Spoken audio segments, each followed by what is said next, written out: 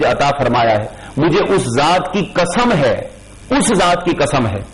فوالذی نفسی بیدی، مجھے اس ذات کی قسم ہے جس کے قبضہ قدرت میں میری جان ہے، تم جو کچھ مجھ سے سنتے ہو وہ لکھ لیا کرو، اس کو ضبط کر لیا کرو، اس کی حفاظت کیا کرو، اس لیے کہ میرے اس منہ سے سوائے حق کے کوئی دوسری بات نکلتی نہیں ہے،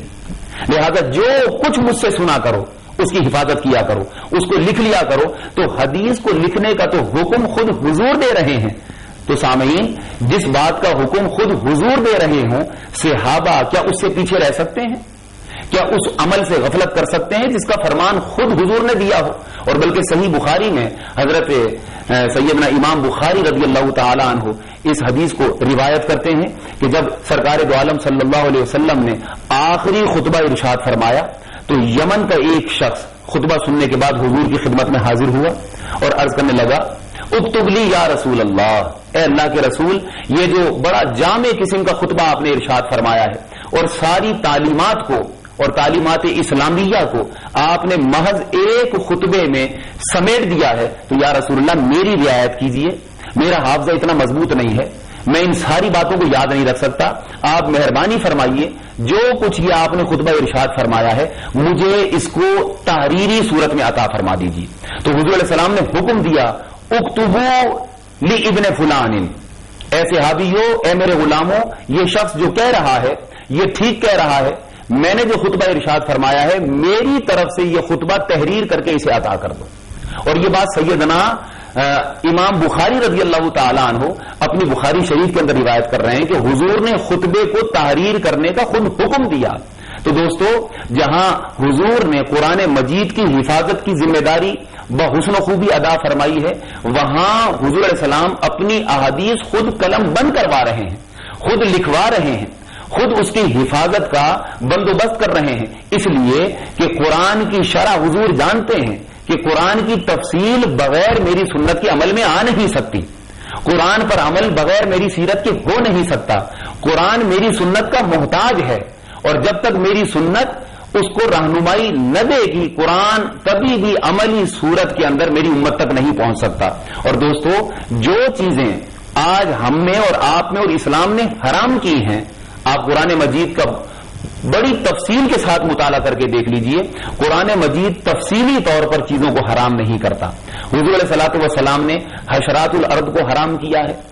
حضور علیہ الصلوۃ والسلام نے شکار کرنے والے درندوں کو حرام کیا ہے، حضور علیہ الصلوۃ والسلام نے شکار کرنے والے پرندوں کو حرام کیا ہے، حضور علیہ الصلوۃ والسلام نے کتے کو حرام کیا ہے، اس کے گوشت کو حرام کیا ہے۔ اگر ہم سنت کا انکار کر دیں اور حدیث کی اہمیت کو نہ سمجھیں تو الحمد سے لے کر والناس تک جتنے بھی حرام جانوروں کی تفصیل ہے وہ ہمیں قرآن مجید میں نہیں ملتی،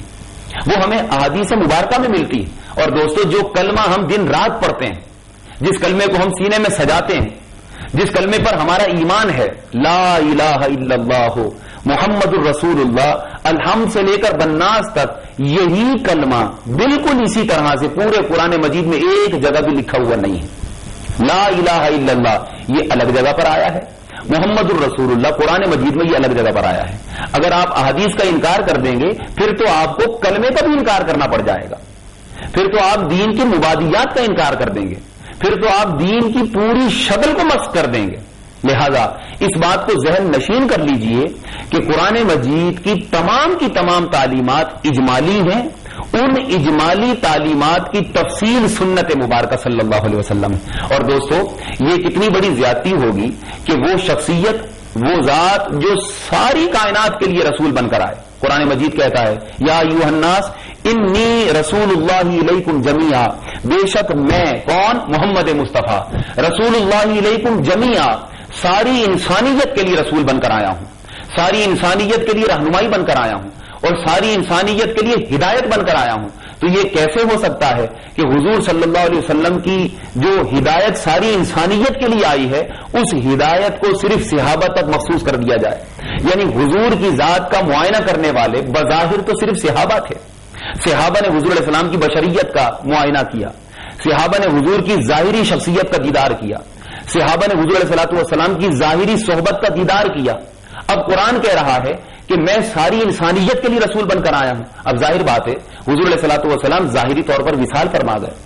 आप बशरियत के साथ तशरीफ लाए, बशरियत के साथ रुखसत हो गए, मज़ार मुबारक में है, वहां से बाहर तशरीफ नहीं लाते। अब कुरान कह रहा है कि मैं तो सारी इंसानियत के लिए रसूल बनकर आया हूं,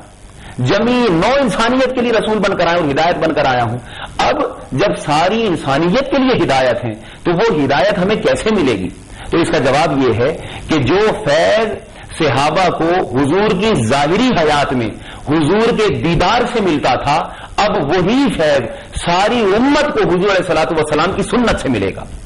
जो फयूज़ व बरक़ात सिद्दीक़ व उमर हुजूर की जाहिरी दीदार से हासिल किया करते थे, आज वो उम्मती जब हुजूर अलैहिस्सलातु वस्सलाम की सुन्नत को थाम लेता है तो वही फैज उसको सुन्नत अता करती हुई नजर आती है, वही फैज उसको हुजूर अलैहिस्सलाम की अहादीस मुबारक अता करती हुई नजर आती है। फरमाया मैं सारी इंसानियत के लिए रसूल बनकर आया हूं, अगर मैं यहां मौजूद रहूं तब भी मैं रसूल हूं, और अगर मैं यहां से रुखसत हो जाऊं तब भी मेरी सुन्नत मौजूद रहेगी, मेरी सीरत मौजूद रहेगी, मेरा किरदार, मेरे अफाल, मेरे अकवाल सुन्नत बन जाएंगे और ये सुन्नत पूरी उम्मत तक मुंतकिल हो जाएगी। लिहाजा जिसने मेरी सुन्नत को थाम लिया समझो उसे मैं मिल गया। ये वजह है कि हुजूर अलैहि सलाम फरमा रहे हैं कि जो मेरी सुन्नत को जिंदा करेगा वो मुझसे है, और हुजूर फरमा रहे हैं जिसने मेरी सुन्नत से मुंह मोड़ा वो मुझसे नहीं है। और हुजूर अलैहि सलाम खुद इरशाद फरमा रहे हैं कि मैं तुम में दो चीजें छोड़कर जा रहा हूं, अगर तुमने इन दोनों को मजबूती से थामे रखा तो कभी गुमराह नहीं होगे। फरमाया एक अल्लाह का कलाम है, दूसरा मेरी सुन्नत है। एक और जगह इरशाद फरमाया कि एक अल्लाह का कलाम है और दूसरा मेरी आल और मेरी इतरत है। अब यहां बड़ी काबिल तवज्जो बात है कि हुजूर अलैहिस्सलातु वस्सलाम ने फरमाया अल्लाह का कलाम और मेरी सुन्नत को थाम के रखो, और दूसरी जगह फरमा दिया कि अल्लाह का कलाम और मेरी आलो इतरत। अब यहां मैं थोड़ी सी आपकी तवज्जो चाहूंगा कि हुजूर अलैहिस्सलातु वस्सलाम के इस फरमान के पीछे हिकमत क्या है। देखिए सामीन, अल्लाह तबारक व तआला ने जो हिदायत हमें अता फरमाई है उस हिदायत के ज़िम्न में हम सुन्नत की अहमियत की बात कर रहे हैं, और जब तक हम सुन्नत को नहीं समझेंगे हमें दीन समझ में नहीं आ सकता। इसी नुक्ते को मैंने बार बार बावर कराने की कोशिश की है। देखिए कुरान मजीद अल्लाह की हिदायत जरूर है, मगर कुरान सिर्फ कुरान है। इसी तरह से नमाज इबादत है, उस नमाज में आपको रोजा नहीं मिलेगा, रोजा एक इबादत है, रोजे में आपको ज़कात नहीं मिलेगी, ज़कात एक इबादत है, ज़कात में आपको हज नहीं मिलेगा। इसी तरह से कुरान मजीद अल्लाह तबारक व तआला का कलाम है, मगर इबादात की सारी सूरतें वो अलहदा हैं, कुरान मजीद अलहदा है। इसी तरह से सुन्नत मुबारका वो एक अलग हवाले से रहनुमाई फराम कर रही होती है। अब हुजूर सलाम फरमा रहे हैं कि अल्लाह के कलाम को और मेरी आलो इतरत को और मेरी सुन्नत को थाम लेना। तो हुजूर सल्लल्लाहु अलैहि वसल्लम ने एक जगह सुन्नत की अहमियत को बयान किया, दूसरी जगह आलो इतरत की अहमियत को बयान किया। असल में हुजूर बतलाना ये चाह रहे हैं, हम तक पैगाम ये पहुंचाया जा रहा है कि कुरान भी किसी एक जात में नजर आना चाहिए हिदायत बनकर, सुन्नत भी किसी एक शख्सियत में नजर आनी चाहिए हिदायत बनकर।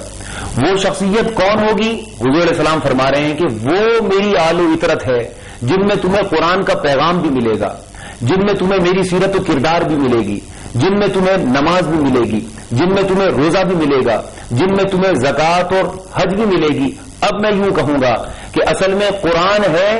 जिंदा करने के लिए, यानी इंसान कुरान से खुद जिंदा हो जाता है, और सुन्नत है पूरी इंसानियत को जिंदा करने के लिए। कुरान से इंसान अपनी जिंदगी हासिल करता है और सुन्नत के जरिए पूरी इंसानियत को जिंदा करता है। ये वजह है कि हुजूर सल्लल्लाहु अलैहि वसल्लम के नवासे हजरत इमाम हुसैन करबला में अपनी जिंदगी का नजराना पेश करके असल में हुजूर सल्लल्लाहु अलैहि वसल्लम के दीन को जिंदा करते हुए नजर आ रहे हैं। कत्ल हुसैन असल में मर्गे यजीद है, इस्लाम जिंदा होता है हर करबला के बाद। तो हजरत इमाम हुसैन ने कुरान को एक हाथ में थामा और दूसरी तरफ सुन्नत को थामा, और अपने किरदार से कुरान और सुन्नत को अपनी जात में जमा फरमाकर दीन के ऊपर कायम रहने का और दीन को जिंदा कर देने का हक अदा फरमा दिया। तो अज़ीज़ान मोहतरम, सुन्नत की अहमियत को, सुन्नत की